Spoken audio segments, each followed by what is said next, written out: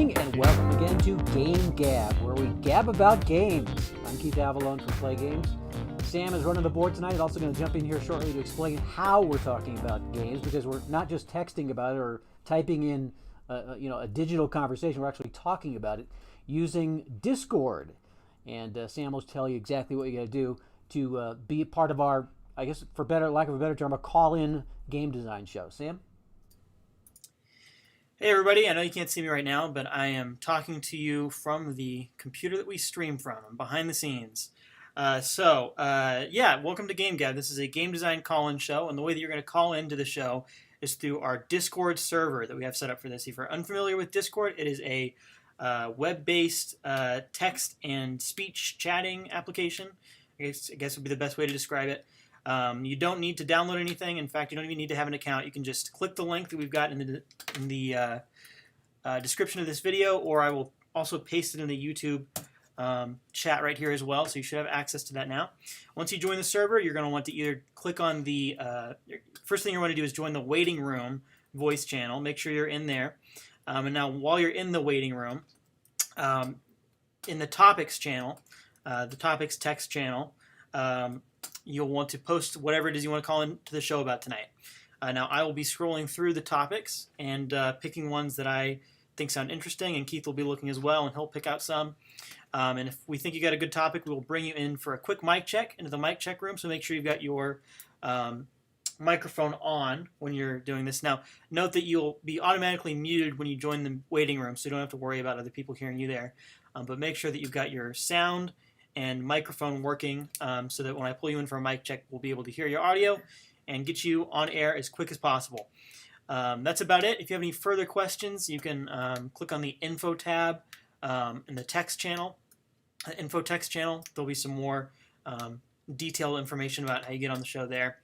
And again, make sure that you're first in the waiting room, and second of all, in the topics text channel to post your topic, and that's how we will find you and pull you onto the show.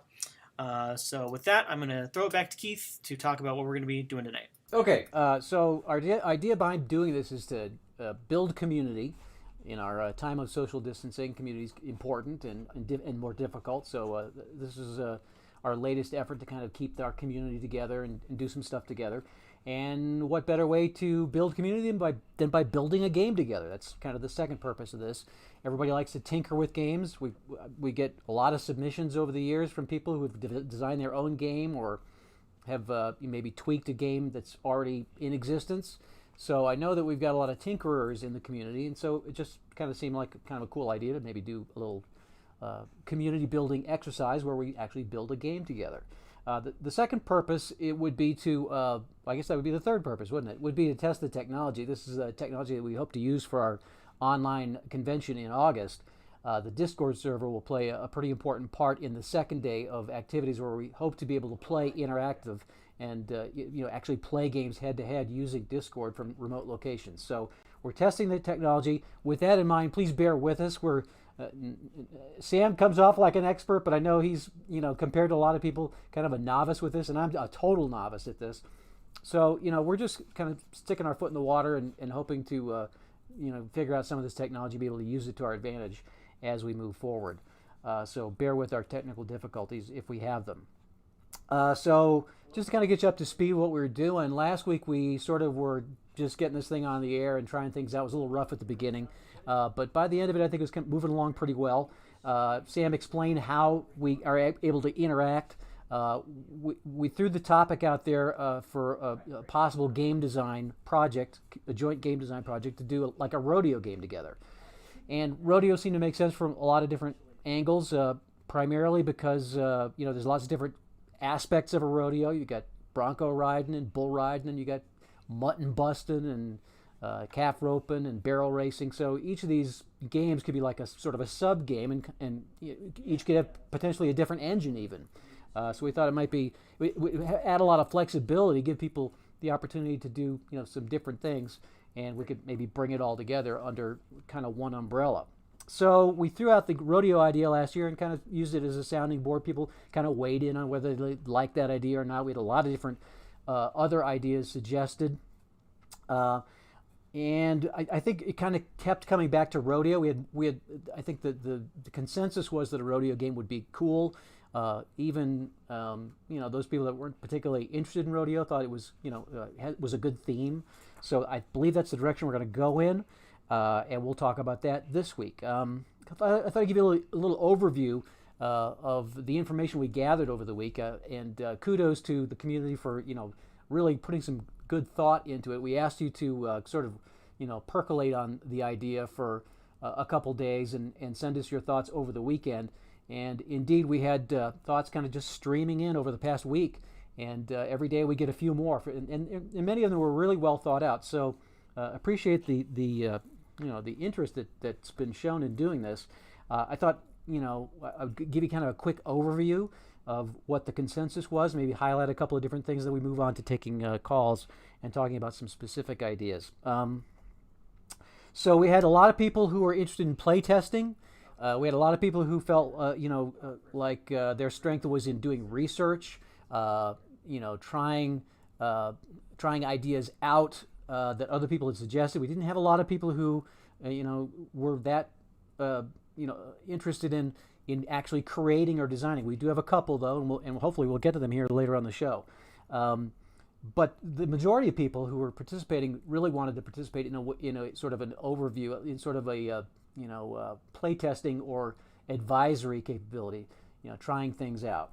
When it comes down to whether we wanted to have a game with strategy elements or a simulation, it was more or less evenly divided. Actually, it was really across the spectrum.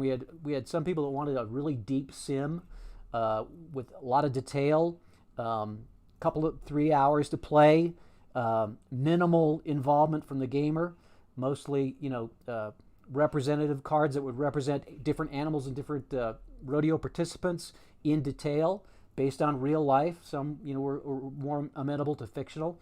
And then you had the people on the other side of the spectrum who wanted a game with very little simulation elements to it. I would say though that the sim people outnumbered the game people about not quite 2 to 1.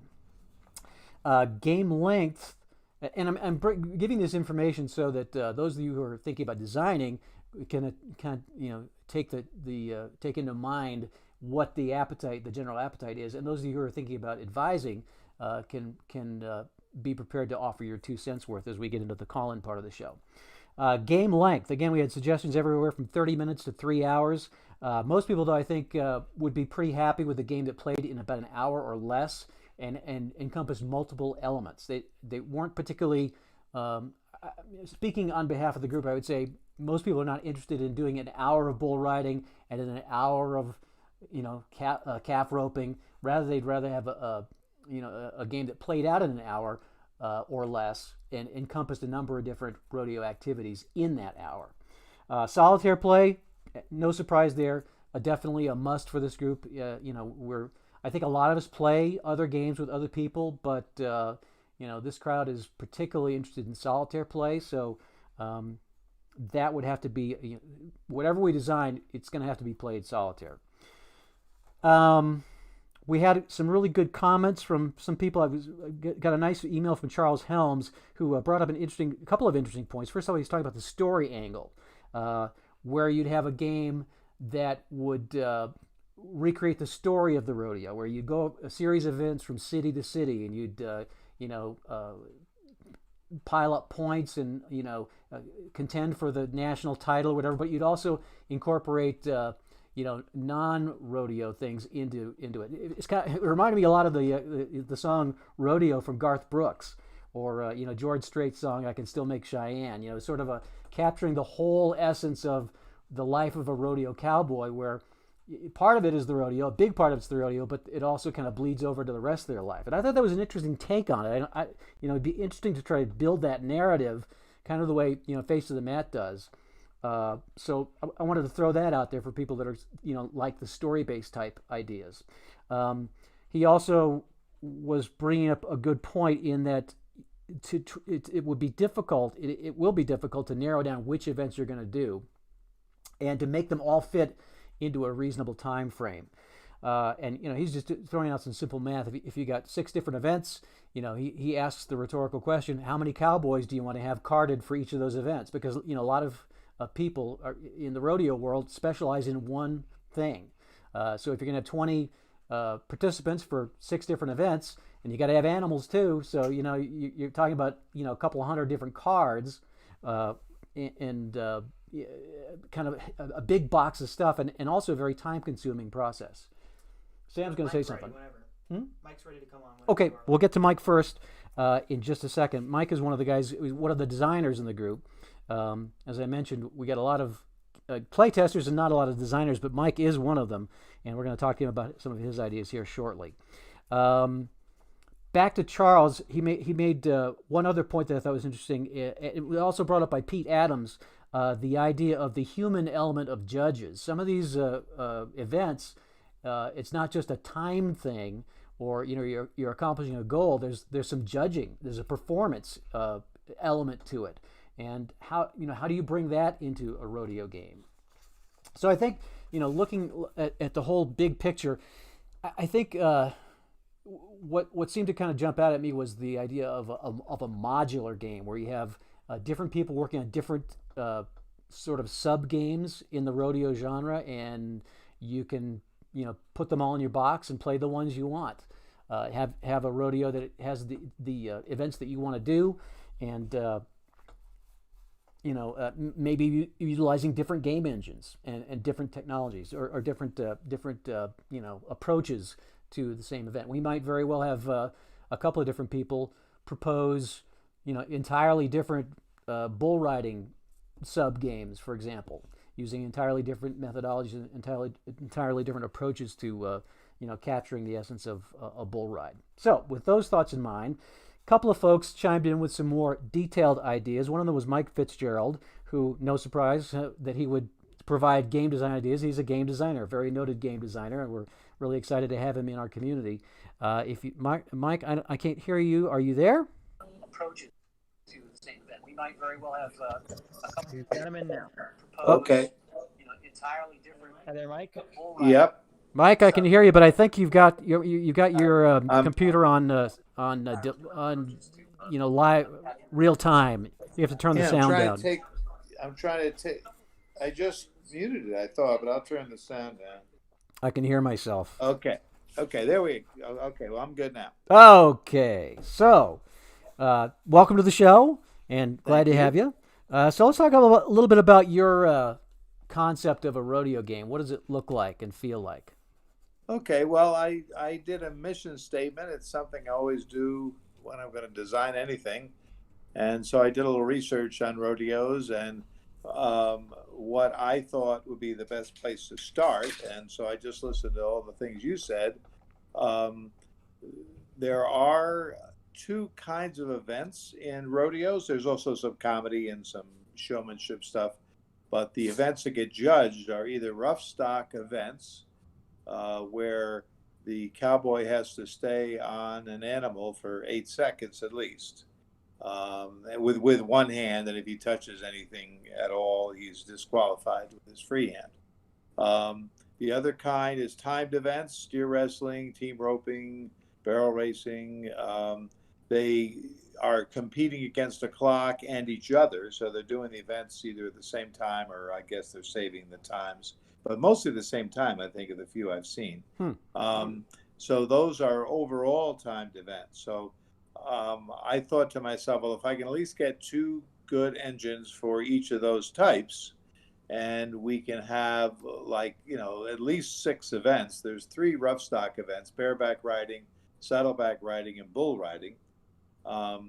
You can get, obviously the cowboys can be rated in some way or another. I'd like to use the keywords because I think they can be really descriptive and fun for something like a rodeo game.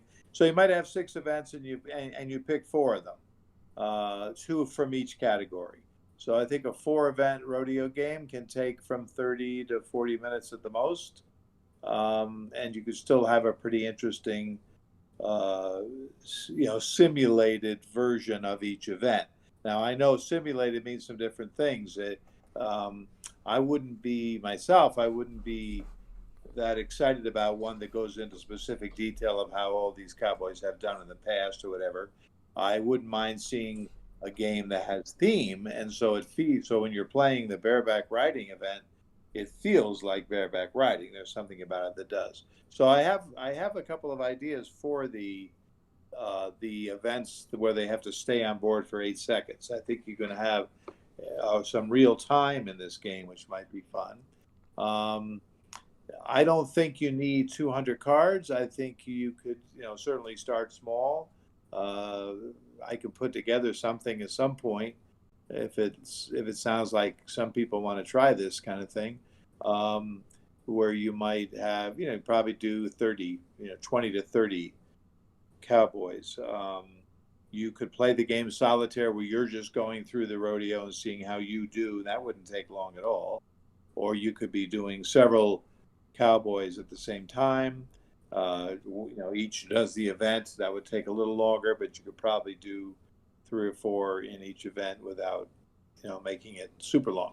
So that's kind of it for me.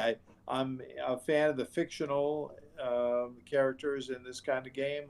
I think the storyline would be really fun and interesting diplomat, and I'm sure there are people out there that would probably know how to do that. And from what you've done in so many of your games, that'd be an interesting part of it for someone to work on.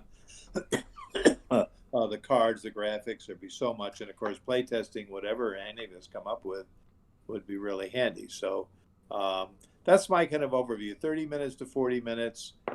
Fictional characters. Of course, the animals have to be carded too. The score, the judges are scoring on the contestant and the animal's performance, meaning that they give the animal points for making it tough.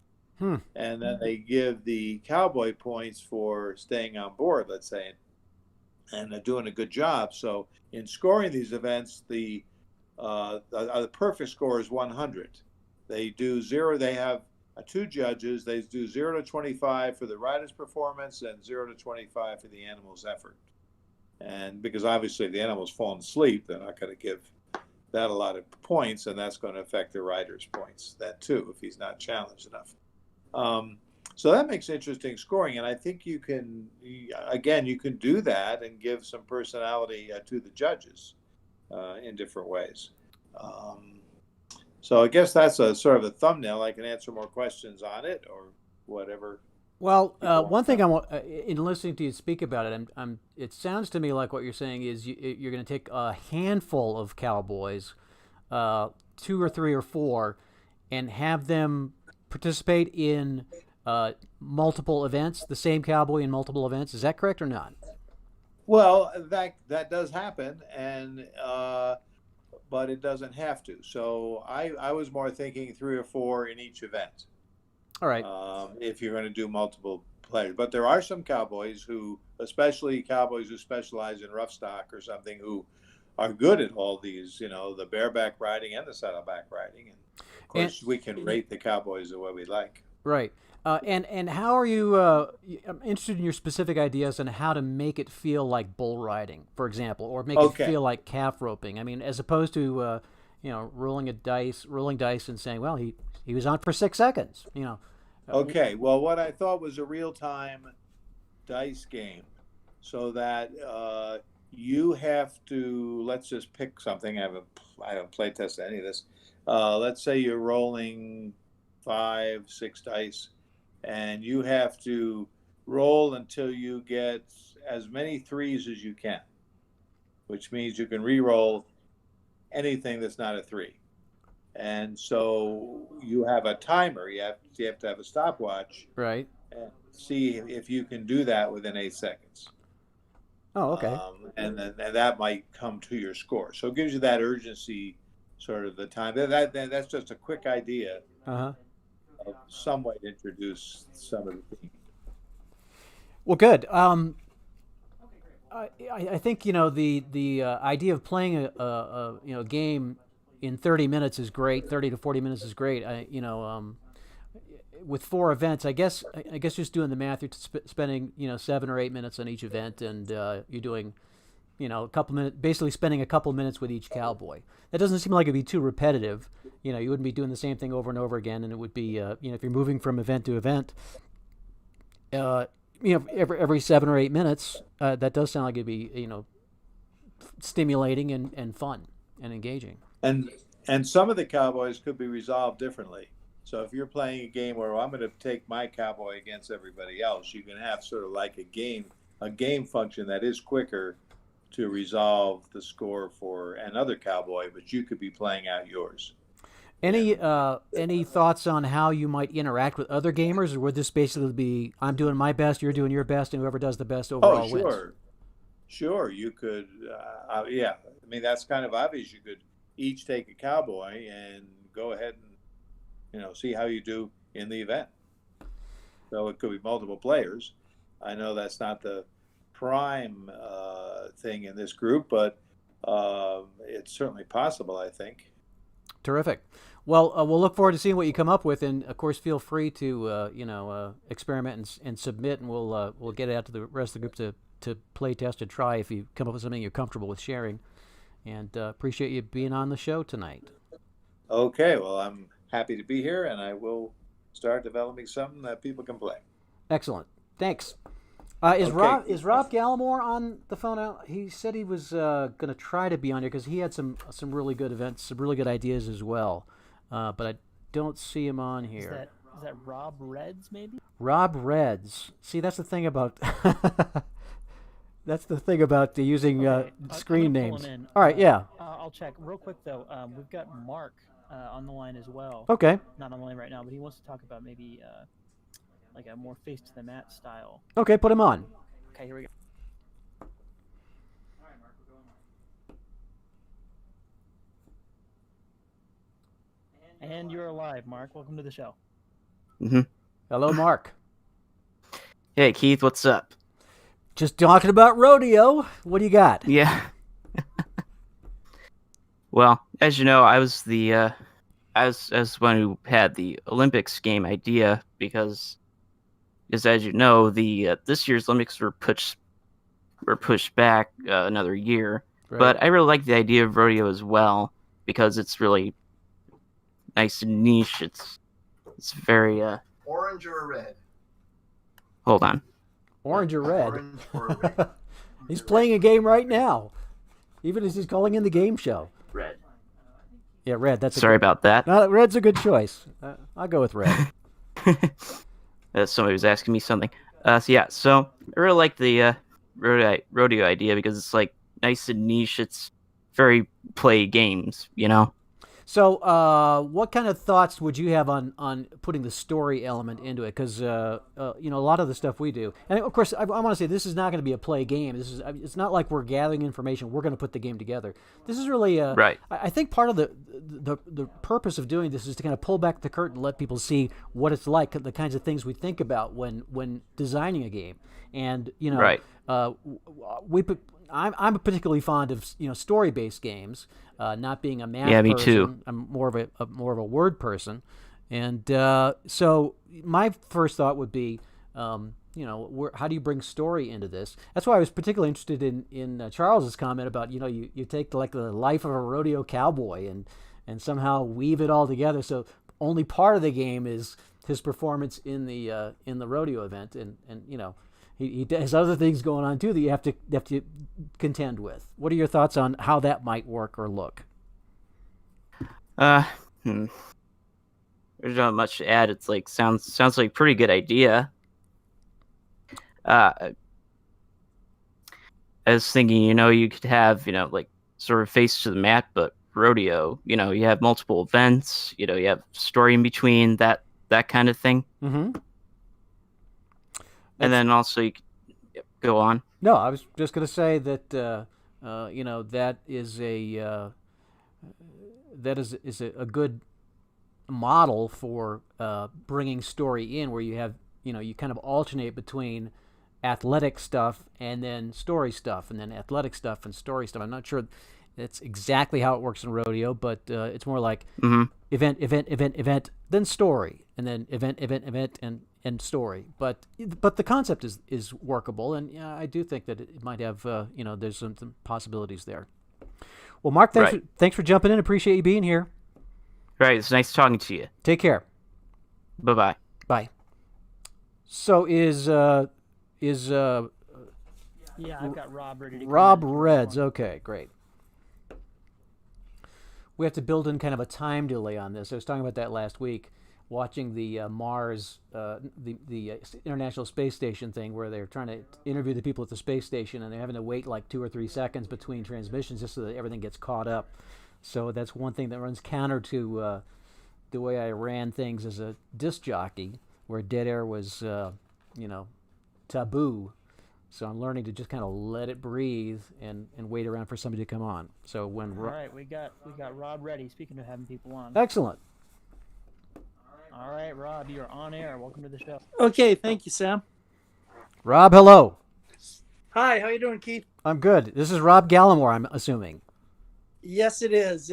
I was in an old baseball league where I was Rob Red, so that's how the Discord name is there. Terrific. So let me just get everybody up to speed with what you did, you've been working on. Rob and I have been exchanging emails. Rob is working on like a bull riding component. In fact, I have a link. I don't know if Sam can get this link. I loaded it on our website so people can download it and take a look at it, and maybe give you some thoughts on it.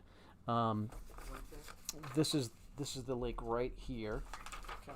I think you can. There should be a document on the desktop if that's too difficult. You could just cut it and paste it. It's on the folder that says Rodeo game, and then episode 1 inside that folder. At the bottom of that, there's the link in text edit. You can just paste it in. So Rob's been working on some ideas for the bull riding component, and it's a system where you're rating the bulls and rating the cowboys using qualities, as we like to call them. Mike Fitzgerald calls them keywords, but it's the same idea where you have descriptive qualities. And there are a number of different charts. There's the charts are based on the spurs aspect. I didn't quite get that, but essentially, Rob, correct me if I'm wrong. You basically it's basically a simulation with some strategy elements where you're choosing how many spurs to use, and maybe you could explain what the strategy choices are and how the whole thing kind of works. Okay, sure. The spur aspect was to add some strategy to the game.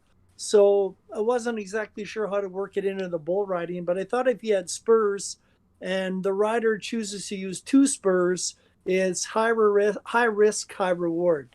So you would get higher scores, but there's also a chance you get bucked off. 1 spur would be more conservative, and 0 spurs would be taking a very, very safe aspect to bull riding. So try and add a little bit into strategy into the game. And what would be the reason that you would use multiple spurs versus? I mean, I'm sitting here, I'm getting ready to come out of the chute. And I'm just deciding. Okay, do I want to use 2 spurs or do I want to use? I mean, what would be some of the context for that? Why would I want to use 0 or 2 or whatever? Well, I think 2 is very conservative. When you use 2 spurs, you're more likely to get a score, but it would be a lower score. And if you use 2 spurs, you're more likely to get a higher score, but you're also more likely to get bucked off. So if you're playing the game with some friends and you realize that you're behind by, say, 5 or 6 points and you want to get a couple extra points to try and pass somebody else that you're playing against, you may want to risk going with 2 spurs to try and get the extra point total to try and pass whoever you're chasing in the game. So I think Sam just put the link for this so people can download it and take a look at it. So you got an unusual results chart. It sounds like basically you choose your cowboy that you're going to be, and you either choose or assign the bull. You choose your strategy, then you roll the dice, and it will give you basically a result of how well you did. Is that a correct capture of what you're doing? Yeah, that would be correct. So if you're say if you're for what I had was you roll for your bull, and the bulls have different qualities. So you could get a very difficult bull. Say a bull had 5 qualities and you roll a 1 to 5. I wrote down you're riding a nasty bull because he's got all 5 qualities. Yes. So maybe you want to elaborate a little bit on that because that seemed like a pretty cool idea. So you never really know what you're getting into. You got an idea, but you never really know until you get on the bull, right? Exactly. So, I believe in real rodeo, they choose the bull for you. I don't think you get to pick them. But in this game, you would roll for a bull.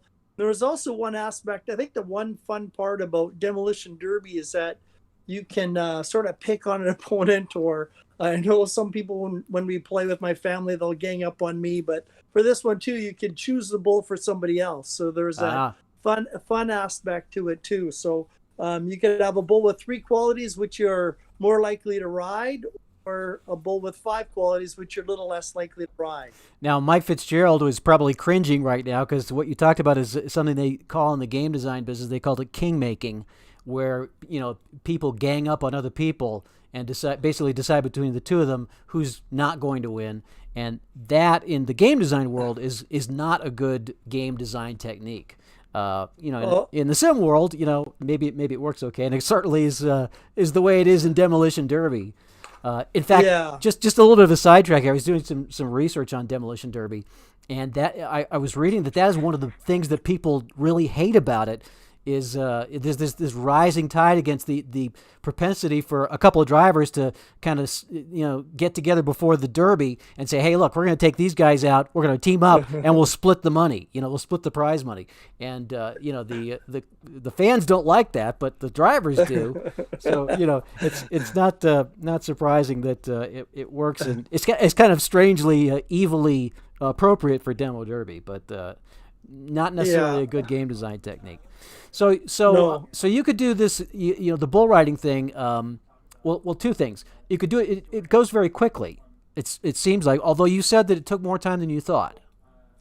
Yeah, I thought it would be I thought it would take maybe 10 minutes, but it ended up taking about 15 minutes. You sort of play, you get 2 rides for each day, Friday, Saturday, Sunday. All right. And I've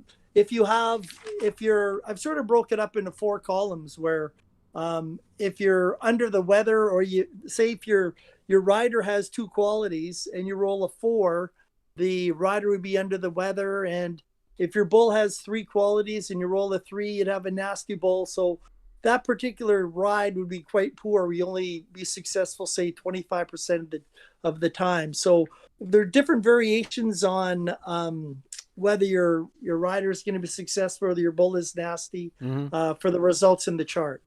Real quick before I let you go and we bring some other people on here, you mentioned that your wife had some really good comments after play testing, but you didn't say what those comments were. So I'm interested in what she brought to the table, what kind of things you might implement for round 2 of this V2 of Rob's bull riding. Oh, she was saying, when we sort of did a play test, and one of the aspects I have too, you have a grit grade for your cowboy. So say a cowboy is a C. If somebody's going to risk 2 spurs to try and get a higher score, and it goes to the grit grade chart, which is one of the options when you roll the 2 dice, then you should get a bonus for using the 2 stars. So you go to the grit grade, and if you were successful, your grit grade and your cowboy would go up, and the higher the grit grade you have for your cowboy, the higher the score you get from the judges. Terrific. All right, Rob. Well, listen, thanks for jumping in tonight. Thanks for submitting that stuff, and I'm sure we'll be getting some feedback for you. And at the end of the show, we'll talk about how people can get in touch with you. I think we'll kind of funnel them through me, and I'll funnel them to you, rather than put your email address out there or whatever. But thanks a lot for all the work you're doing on this, and we're looking forward to what you might come up with for some of the other events, maybe besides just bull riding. Well, thanks very much for having me, Keith. It was a lot of fun. Great. Talk to you later. Okay, bye-bye. Bye. Could we get Chris Phillips to come in, because he brings up the topic of rodeo clowns, and that was something that Rob also mentioned in his. We had a series of emails, an exchange of emails, and one of the things that Rob mentioned was he was trying to get the rodeo clowns involved. They do get involved on the unusual results chart, but he was feeling like they should get involved maybe more. And that really does speak to the way the way game design is. It's like you play the game and think, yeah, I think we need more rodeo clown here. So I see Chris made that comment, and I wondered if he maybe had some ideas on what might be done to bring the rodeo clowns into the events. Chris, you on? Yeah, I've got Chris in here. I have Ethan lined up to come in and talk about story elements next. Okay. If Ethan's cool sitting tight for a second, then I'll grab Chris. I see him just joined. Okay, great. We're going to keep this, try to keep this to an hour-long show tops. So I see it's 6:43 on my clock. We got another 15 minutes or so. I do want to have a couple minutes at the end to kind of wrap it all up. But yeah, we don't want to be going for hours and hours. We could, obviously, clearly, but we want to respect everybody's time constraints. So yeah, story's important, and the rodeo clowns. Of course, the rodeo clowns are part of the story, and so hopefully Chris will have some thoughts on that. Chris, you there? Hello. Oh, hello. There he is. Yeah, kind of breaking up a little bit there. I think I'm losing connection. We're losing connectivity. Oh well. Let me know if can you hear me? Oh, no, I think I'm losing connection. Uh-oh. Oh, wait a minute. I can hear it. Okay, there we go. Okay, very good. So I'm reading your comment here. You need to have some way to factor in the rodeo clowns. Any ideas on that? It was kind of just a comment. Not really sure without thinking a little bit, but somehow I go with the clowns to the different events. They're kind of, protect the riders kind of at the end. So when they get bucked off, looks like the horses or the bulls, somehow maybe have them factor in, maybe give them some kind of a rating. I think someone commented too about almost like with the baseball umpires, almost like they're rated for something. So that way, if a guy does get bucked off a horse or a bull, that, there's a chance that the cowboy could get really hurt unless the clowns were somehow able to kind of like make the save or distract the bull or something like that. Now, you watch rodeo, at least occasionally. How often do the clowns really, I mean, we see the clowns all the time, and it really is one of the cool parts of the rodeo, and they have a super important job. But how often would you say, just ballparking it, does the clown actually factor into the cowboy's safety? 1 out of 10 rides, 1 out of 30 rides? Yeah, I'm not proud of an estimated guess because I said I have watched, occasionally. I do watch occasionally, but not all the time. But I would say, they factor in. I would say not like 50% of the time. I would say less than that. Right. But I would say, there is moments where it can happen. So maybe not have like an every time the rider gets on type moment, but maybe it's like something where they would factor in, a couple of times, maybe like 1 ride out of 10 or 2 rides out of 10 every 10 rides, where if the guy does get thrown off, then see if they somehow factor in at that point. But I don't think a lot. They're mostly there at the end to get the to get the bull distracted while they can get the bull rider out of the way type thing. So I don't think it's a real big time they're factored in, but I think enough where it could be into the game would make it kind of fun. Do they do anything else besides distractible? It seems to me like I remember them sort of entertaining the crowd, and I mean, I'm almost thinking like a TV grade type thing where maybe I'm just brainstorming here. I'm thinking maybe you got a factor where you're not in this game. You're not necessarily a cowboy. Maybe you're the promoter of the rodeo, and you want the rodeo to be really super. People be super charged up about it, enthusiastic about it, and maybe the clowns can work the crowd or something. I seem to remember the clowns interacting with the crowd at the rodeos that I've been to. Would you say that's correct, or am I just imagining that? No, I'd say that's correct. I've been to a few too in person. It's been several years, but yes, the ones I've been to, they during the in between intermissions and things like that, or before the shows even start, they'll be out there entertaining, doing their comedy skits, like on a fake horse or something like that, riding around. So so they do kind of entertain their crowd. Maybe that would be some kind of that's a great idea, actually, some kind of a way for that. The entertainment value, they almost play a part in that too, to kind of get the crowd going or something like that. Cool. Well, Chris, I'm going to let you go. I'm going to talk to James Cast next. He's got some ideas on strategy elements, so I'm going to bring him into the room. But I appreciate you joining us again tonight, and hope you're doing well up there in Maine. Oh, sounds great. Thanks. Well, have a great evening. Thanks. Yes, talk to you later. So let's get James Cast in here to talk about strategy elements as we getting down to the last 10 minutes here. Because strategy elements, I think, a sim is fun, and believe me, there are people that don't this is the fine line you kind of have to walk in this hobby, is that there are people in the hobby who really don't want to do anything. They really want the game to kind of play itself. They want to be entertained, and I'm not saying that that's bad. I'm just saying it's very different from the experience that other people want. Some people would like to just sit down and be entertained by the game as it unfolds on their tabletop. They really don't want to have to make any decisions. Other people, though, want to have some input. I mean, there's the whole other end of the spectrum where, you're making all the decisions, and every decision you make plays into whether you're successful or not. Most of our games at Play.com kind of center in the middle, where you're drawing on the real life abilities, but you also have some say so in what you're deciding. And so I do think strategy elements are important.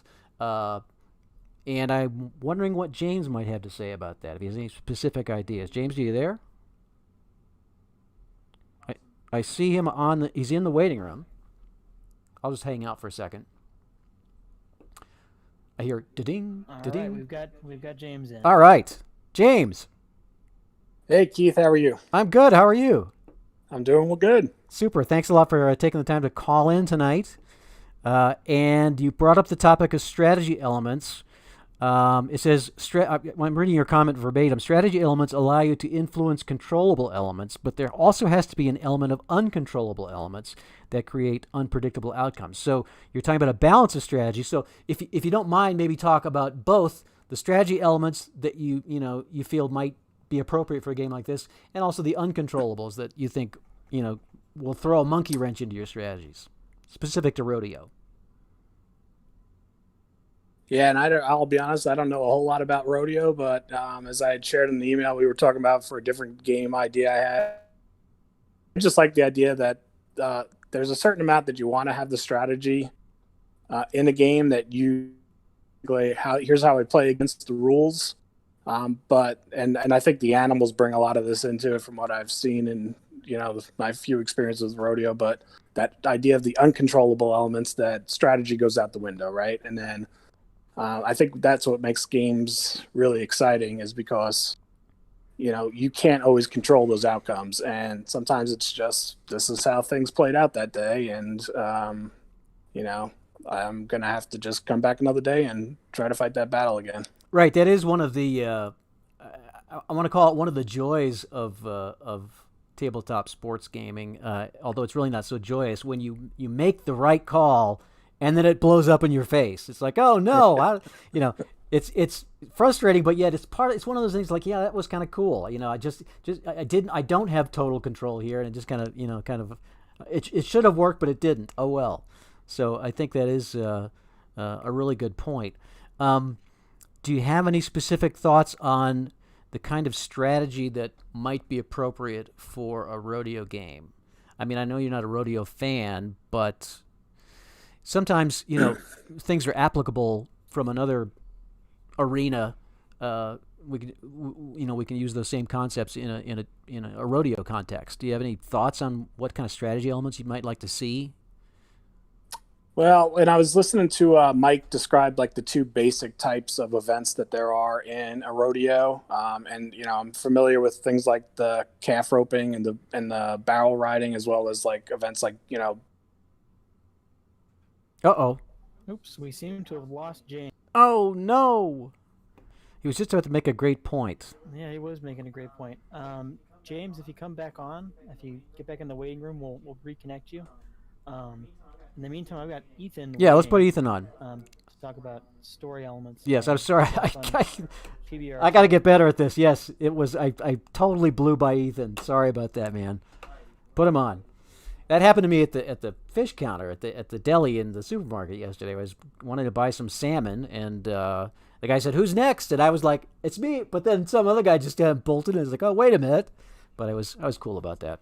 We gotta cut people slack. All right, we got Ethan in the room now. Ethan, sorry to make you wait so long. Don't worry about it. It's all right. So let's talk about story. I think you're going to be the last caller of the night, by the way. Okay, so I think that's kind of what we need to kind of focus a little bit of attention on, because like we're getting the mechanics of this game down, which is really good. So now let's kind of figure out, like, okay, what's the overall storyline? What's the overall universe that we're thinking of?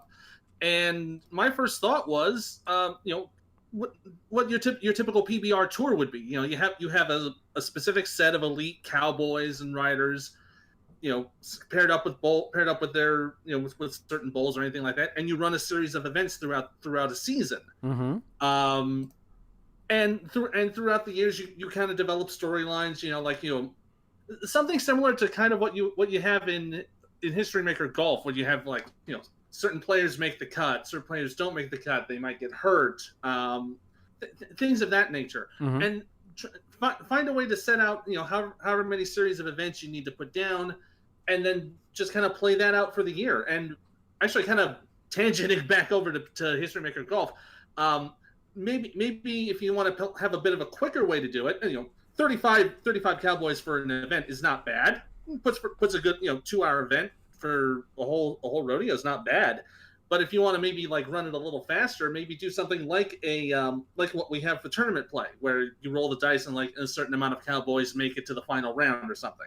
Right. Yeah. There's really no wrong answer here. That's one of the cool things about this. Throwing everything out for just letting people weigh in. There's no wrong answer. There's no one way to do this. Oh yeah. I definitely think the History Maker Golf model could work, particularly for the people that want to have, like what you're talking about, where you're doing a series of events, city to city. The rodeo is moving from city to city, and you've got the same cast of cowboys mostly, and some of them shine some weeks, some of them shine most weeks, some of them have their moment in the sun that one week, and that could all be simulated, with a model that's very similar to what History Maker Golf does. So you're not having to play out, it's daunting to think of, 35 different personalities with 5 or 6 different events, and then pair them up with their specific animals, and then seeing how they're doing. And so, don't get me wrong, the model is great. I like it. I'm probably going to try it out later tonight. So he's got a good structure there. But if you're doing 35 for and then doing it day 1, day 2, day 3, and then you have to do the championship round, which is only going to be 15, but you're talking about running almost 150 rides. Right. That's probably going to take about 2.5 to 3 hours to do, and that's probably if you're well versed in the game. So maybe putting in some sort of quick play element that adds a storyline. So let's say we roll the dice and on a day 2 event, let's say cowboy cowboy with a certain with an A grit rating has a great ride, he earns a spur for the final day or something like that. Right. Or maybe gets hurt, or maybe he loses some of his edge for one reason or other. You can bring in the sort of the storyline elements, and he's going to perform more poorly for that week. Cool. Oh, yeah. All right, Ethan. Well, listen, thanks for hanging on the line, and thanks for chipping in with your 2 cents there. No problem. Glad I could chip in. We'll talk to you again later. All righty. So that's going to bring us pretty much to the end of our game gab, I believe. It's closing in on 7 o'clock Mountain Time. So here's what we want you to do as we wrap this up. If you're, if you fall into the game design camp and you want to tinker, I think we've given some really good food for thought here of stuff you can work on. I would particularly be interested in getting some submissions. And again, they don't have to be finished products. They don't have to, they don't have to be a work of art. It can even be just some figures or some calculations on a notepad. Nothing fancy. But if you'd like to submit something, I'm particularly interested in some of the other events like calf roping or barrel racing that we might be able to bring into the mix here, along with bull riding or some of the other things we've talked about. So that would be if you're on the design side.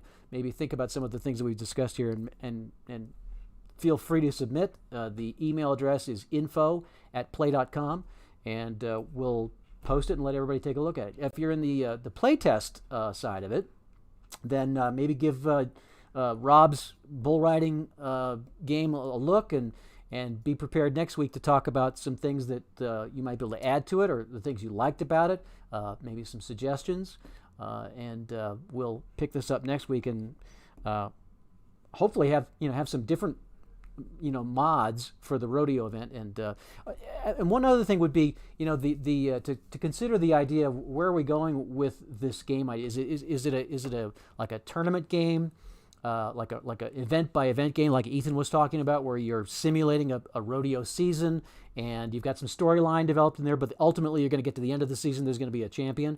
Or I think the promoter idea is kind of cool too, where you're running a rodeo and you're trying to have the most exciting rodeo ever. Like the Mesquite Rodeo was not a traveling rodeo. We would just attend it every, it was a weekend, every weekend type thing in the suburb of Dallas. And, cowboys would come from all over the region and compete there. And so the idea there was to have the most exciting show you could put on. And I think that's a legitimate basis for a game. I think Mike's idea of a strategy game where you're trying to, you're competing with 3 or 4 other people, or whether they're autopilot or actual people, and you're cycling through a series of events, and at the end of it, one of you is going to be one of those cowboys is going to be the winner. That is also viable. There's no wrong answer here. So be thinking about what you prefer, what you'd like to see, and do give Rob's game a try. Hopefully you'll have some more ideas for you to try out next week. So thanks a lot for joining us. Again, the email address is info@play.com, PLAAY.com. If you'd like to reach out directly to Rob or Mike or anybody else that chimed in on tonight's show, go ahead and email info@play.com, and I will forward your email to them, and then they can get to it as they have time. And we can exchange ideas that way. And then from then on, you can just exchange between yourself. Okay, so thanks a lot for joining us. Next week, we'll pick it right back up, and hopefully have some other things that you can try out, some more discussion. Appreciate you joining us. And thanks again for being part of the Play Games community. And we really do have a great community. I'm grateful that you're here. We'll see you again next week.